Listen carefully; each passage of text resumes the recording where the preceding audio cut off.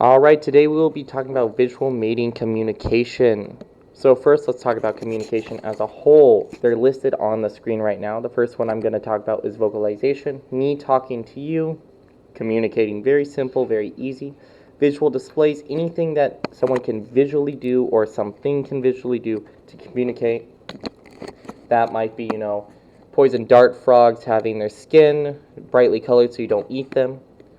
Chemical signaling, that would be like pheromones. Ants use them a lot to, say, hey, there's food here, don't go here. Or it could be like a dog marking its territory. Body language, that also falls under visual displays. I just like to separate it just because, it's one of those things that people always forget, and I just want to bring attention that is a form of communication.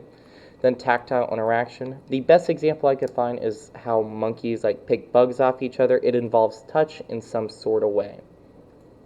Now, we're going to go back to visual displays. How might it evolve? So the first two example or theories that I found was the handicap principle and the sensory exploitation theory. Handicap principle, this is basically saying there's extreme costs having like this extravagant tail. This can be seen with peacock feathers in their tail, that type of thing. Just these extravagant features naturally would create a disadvantage, they're more likely to be hunted, that type of thing. The other one is a sensory exploitation theory. This one is basically if there's a bright colors or some specific color that a mate finds attractive genetically or has a predisposition to. This could be like if some lizards have a little bit more of a blue hue, they're picked more than lizards that have more of a red hue. That would be an example of the sensory exploitation theory. Super simple, nothing like too advanced here. Just, keep those theories in mind when we're going to be talking about these later. Also, when we're talking about communication, you also want to talk about honest versus dishonest signaling. Sorry, I got the hiccups here. Honest signaling is basically you being honest, saying, hey, I'm poisonous, and you are poisonous. It's saying, don't eat me. It's for yours and my good. But a dishonest signal would be something like, hey, I'm poisonous, and in reality, you're a pretty tasty snack. You're not being honest there. It's basically you like deceiving the person. Only you would benefit. They don't. It's not one of those type of things. Keep these in mind later. We'll talk about them after my two other examples. Now, my first example I'm going to go with is bioluminescence in the glowworm.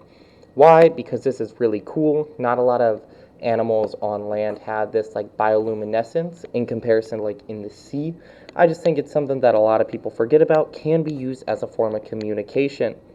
Now, if you're looking at bioluminescence, in this specific one, we're going to look at a female glowworm shining her light to attract males. We're only going to watch part of the video. If you want to watch the whole video, just go to Slice, look at bioluminescence, glowworm. You'll easily find it on YouTube. It's a very popular video that's been shown. But yeah, let's get right into it.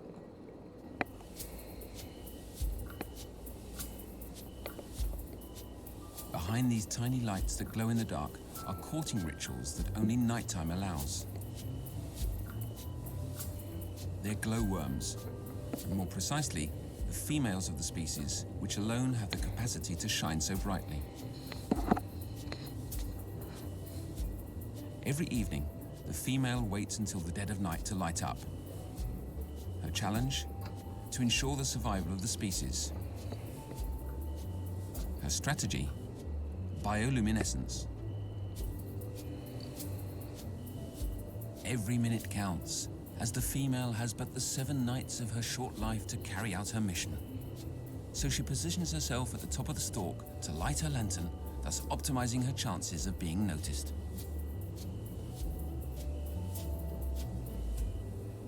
In the half-light, the male is on the lookout.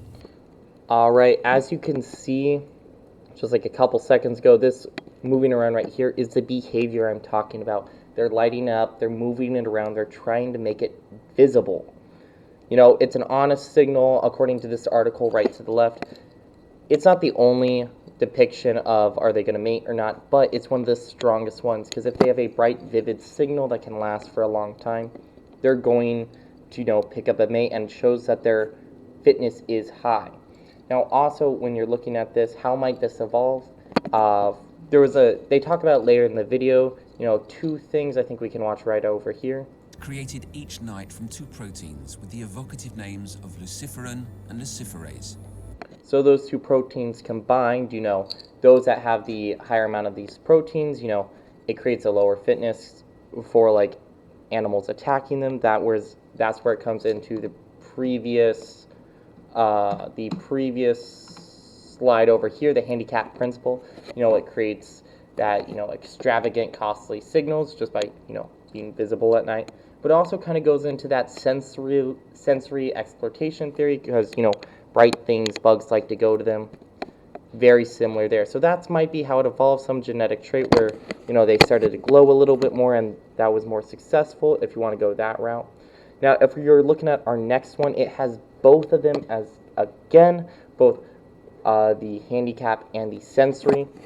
You'll first see the sensory when you look at this bird of paradise right here. It's going to be dancing, showing off its green. Following that, you'll see a bird with a little feather, like straight out of its head. Totally unreasonable when it comes to logistics of just surviving. But both those are found very attractive when it comes to the female birds. So always keep that in mind about both of them. They kind of go hand in hand most of the time. I don't ever see it where it's just one or the other. But yeah, let's get into this and we'll talk a little bit more after the video.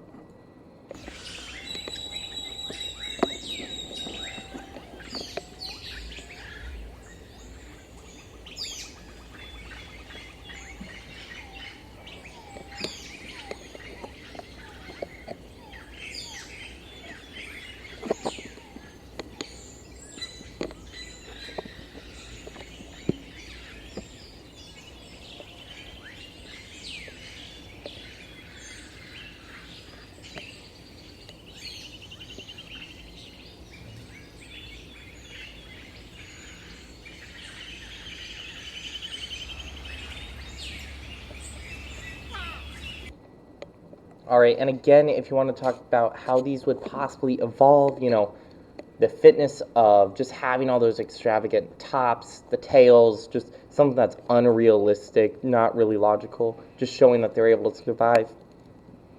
That creates like this honest or dishonest communication. If you guys have any ideas, you can raise your hand. Obviously, this is going to be a video, so just leave it in the comments below or message me on Canvas. But in this case, you're just going to see mostly honest communications, and that's because if they're able to survive with this, they're going to have a higher fitness overall. There was research done, if you look to the left with the tap dancing birds, that one was if they could tap dance well enough. That was a little bit more of a dishonest one just because, they're overperforming, that type of thing. So when it's specifically the colors or like just the visual aspects, most of those in this case will be honest. It's kind of discussed in here, but not as in much detail as I would like. Whereas if you're looking at this one over here, it's solely honest. There's obviously other stuff that go in there, but it was overall honest.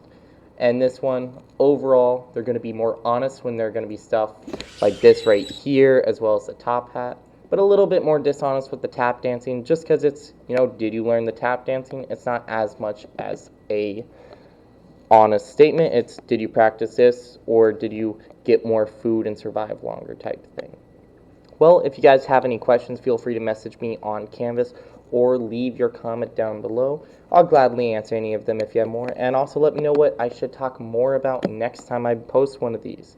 All right, have a great rest of your day, guys.